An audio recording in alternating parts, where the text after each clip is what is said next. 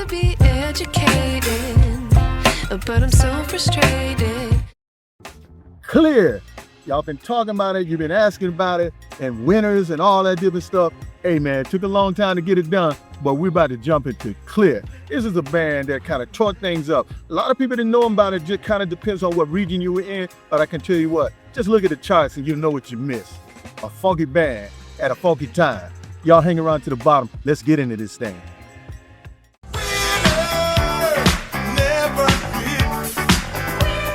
Good goobly goop. You're right, Grady. Good goobly goop. Old school homeboys and homegirls, that song right there, man, that was one of the big jams back in the day, if you didn't already know it. And don't get it twisted, they spelled the band name with 3-letter E's. When I hear Winners by Kleeer, I am right back in that time period when funk was not just something you put on in the background, it was out front. That music could change the whole atmosphere in a room. The song would come on and before you knew it, people were off their butts, jerking their bodies to the beat. And this was a time when the musicianship was everything. You might see them lip syncing on TV or with hired musicians on tour. But in Kleeer, you actually had cats who could actually play instruments, arrange, write, sing real music, and also lock into a groove together without needing a metronome or a computer program to do half the work for them. So when I hear a band like Kleeer, I am not just hearing a song. I'm hearing musicians working together as a funk team. And songs like this were moving through the aftermath of the 70s disco crash. Yeah, man, funk was trying to evolve, feeling deeply insulted that raw, horn-driven musicianship was being pushed aside for mechanical, corporate, four-on-the-floor beats. Rock fans and DJs were confused and enraged because disco's overnight takeover was stripping rock music off the radio airwaves, creating a boiling cultural resentment that exploded into the chaos of disco demolition night. Traditional R&B artists felt trapped and compromised by corporate labels, forcing them to manufacture a generic disco sound, leaving them desperate to break away and reclaim the authentic soul of black music. But the smart musicians were starting to stretch the definition of what a dance band could sound like. Funk, soul, disco, jazz, rock, and eventually electronic music were all beginning to collide, forcing a whole new kind of music to come into the industry. And somewhere in that musical melting pot, 4 brothers were building something that would eventually become a band called Kleeer. So I want to get into what made Kleeer different and also what made them great as a band, because groups like this made their mark, and they played a big part in the music industry story. Yeah, now the foundation was laid as the 70s began, heading toward the eventual formation of Kleeer. It actually all started with what the legendary producer Van McCoy was doing. You know him as the mastermind behind the mega hit, The Hustle, that would come out in 1975. At this time, though, McCoy was managing a polished Washington, D.C. vocal group called the Choice 4, and they needed a live rhythm section to back them up on a national tour. So McCoy's team began building a backing band. They went out and locked in Richard Lee on guitar, Gregory Tolbert on keyboards, Norman Durham on bass, and found Woodrow Woody Cunningham playing in a local spot behind jazz organist Julius Brockington. Now, these 4 musicians became so incredibly tight that they would play their own high-energy instrumental warm-up sets before the singers even stepped on stage. But when the traveling roadshow rolled straight into New York City, that's when the first major lineup shift happened. Keyboardist Gregory Tolbert decided he didn't want the New York grind and left the group. Short a vital player, they scouted the local scene and recruited a sharp New York percussionist and keyboard player named Paul Crutchfield. With Paul locking arms with Woody, Norman, and Richard, the core 4 players we know today were formed to complete the square. But it may not have mattered because the live touring chapter was about to end. The backing band got bad news when the Choice 4 vocalists secured a separate studio recording deal with RCA using their own musicians. The backing musicians were suddenly standing in the middle of a blazing New York music scene trying to figure out their next move. They decided to keep pushing forward as a unit, striking out under their first official name, the Jam Band. The Disco Kid is back! Their biggest gig under this moniker was serving as the official live backing unit on tour for the flamboyant disco act Discotheques and the Sexolettes, even performing with them on the Midnight Special TV show. But backing a theatrical, gimmicky pop disco outfit night after night became their breaking point. It made them realize their independent musical chemistry was way too strong to remain a backing band, and they became totally sure they wanted to establish their own raw identity. And then around 1975, they became Pipeline. That was another important moment and established themselves as their own act. Pipeline leaned toward hard rock and funk rock, and they eventually signed with Columbia Records.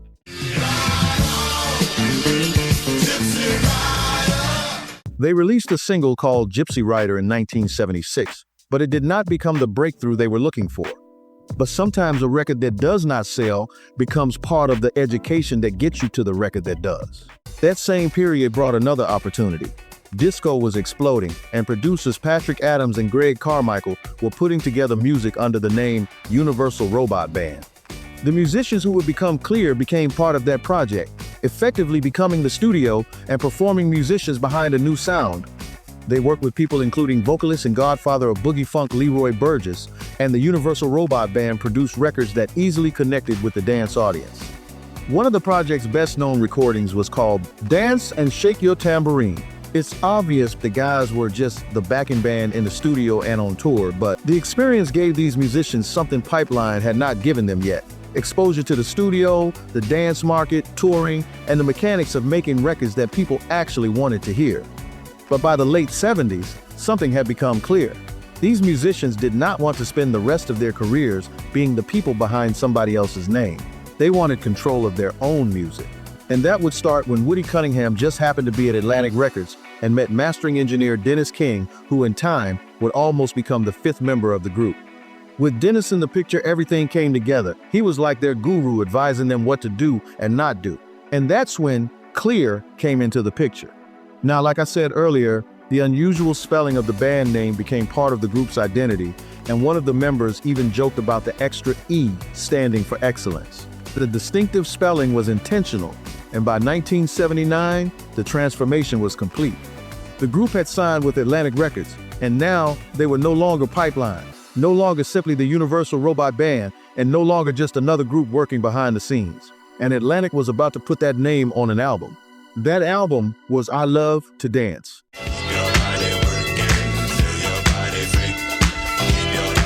Now that's how Kleeer introduced themselves to a whole lot of people. This was the main single they used to jumpstart the whole project, and it immediately had people jumping. It's dance music, but there's heavy funk musicianship underneath it. Now, if you listen to that monstrous bass line, it might remind you a whole lot of Rick James's mega hit Give It To Me Baby, but don't get the timeline twisted. Kleeer dropped this masterpiece 2 full years before Rick James came out with his record, and funk heads have always pointed out how Rick James likely bit the Kleeer blueprint in this song. This single climbed right into the middle of the pack on both the R&B and dance charts. Then Kleeer came right back with Tonight's the Night, which solidified their spot on the radio.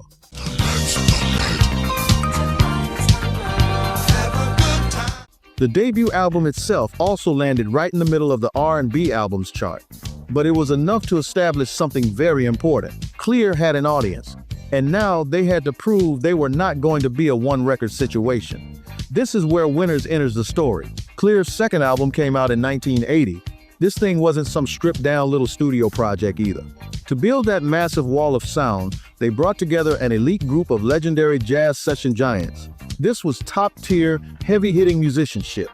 But the main song Winners had a distinct signal at the beginning that told you the party was about to shift gears and go to another level. When you heard that horn come in, you were grabbing a lady's hand and galloping to the dance floor. But it wasn't about to start the Kentucky Derby. It was time to get your jam.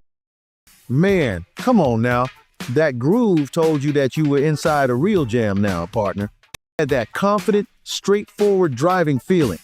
It sounded like musicians who already knew they belonged in there with the big boys. Winners reached number 23 on the Billboard R&B chart and number 37 on the dance chart. The album reached number 24 on the Billboard Top Soul. That was a real step forward from the debut. They were not household names, not getting the kind of television exposure that some of their contemporaries received. But inside the world that mattered to them, the people who understood what they were hearing, the streets and neighborhoods, Kleeer was definitely winning. They were also showing that there was more to the group than one kind of groove.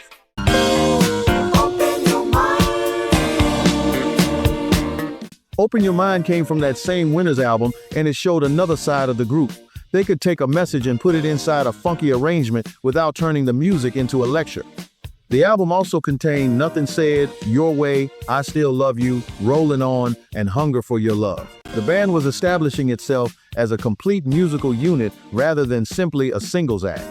This evolution also brought a brand new dynamic to their studio recordings. The core quartet blended in a powerhouse group of female background vocalists, including Yvette Flowers, Melanie Moore, and Carol Sylvan. This marked the exact moment Kleeer expanded their texture to become a diverse and multi-gender collective. And while all of this was happening in the studio, Kleeer was becoming something different on the road. The members have played on shows with serious names and say that Rick James specifically wanted Kleeer on his tour after hearing Keep Your Body Workin. That tells you a lot about Kleeer. Their philosophy was not to make the audience feel like they were watching four professors give a lecture on funk. They wanted people to dance. And that carried them into 1981.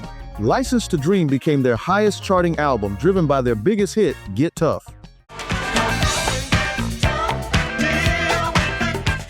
By this point, Kleer's sound was becoming more sophisticated and increasingly electronic, but they were determined to preserve the groove. The visual lineup grew to match that sound by bringing on two white musicians, session pianist Terry Dolphin and longtime collaborating keyboardist Eric Rohrbaugh. And after Get Tough blew up, the group needed even more electronic firepower for live shows on the road. That's when they hired a young and classically trained studio keyboardist named David Frank to join them on tour. Yeah, that David Frank. Mick Murphy was already working for the band as a sound person and road manager, and if you know the story, that soon became the ultimate catalyst, and them becoming the iconic electronic duo called The System. Following that tour, Kleeer kind of learned a lesson. Managing such a massive roster on the road had become unsustainable, so the band made the strategic decision to drop back down to just the original four core members. The original quartet proved they could create a towering, high-tech electro-funk sound completely on their own. That brings us into 1982, when the Core Four released two albums, Taste the Music, with the standout dance track, The Ting Continues, and Get Ready, which brought the heavy synth-funk anthem, She Said She Loves Me. But then came a rapid shift. Between 1982 and 84, the music business changed completely. Kleeer pivoted into the emerging electro and techno-funk scene, teaming up with legendary Brazilian producer Eumir Deodato for their masterpiece album, Intimate Connection. They experimented heavily with drum machines and sequencers. Woody Cunningham had been the traditional drummer, but drum machines and new technology were challenging the old ways of making records. While Intimate Connection marked their creative peak, the commercial momentum was fading. By 1985, they released Secret, their seventh and final Atlantic album. Without a traditional manager to navigate the shifting industry, the momentum stalled.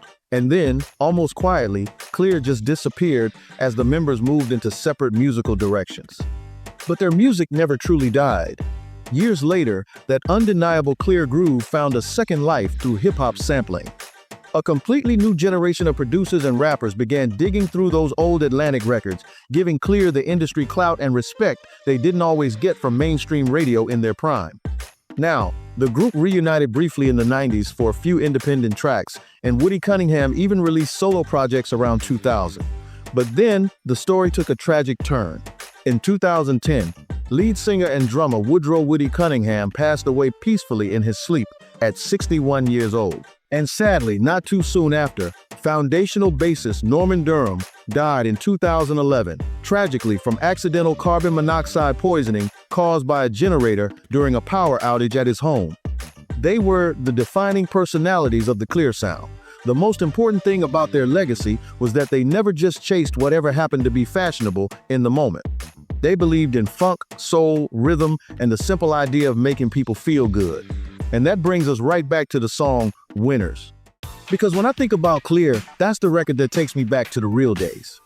But I do appreciate their entire discography though, and what those records meant to DJs, dancers, and hip-hop artists who discovered them years later. Yet, Winners is the one I remember most. Yeah, man, Kleeer, man, I tell you what, one heck of a band, and it had that connection with Dave Frank and the System and stuff like that, and Mick Murphy and those boys. Man, these guys were wild when it comes down to the funk scene back in the day and stuff like that. And some of those guys, they're still hanging around, but you know how time does things, changes things a whole lot. But anyway, I hope you guys appreciate that look at the Kleeer band, and I hope you come back to the channel again. I'm Mr. Mindset. I'll check you out next time.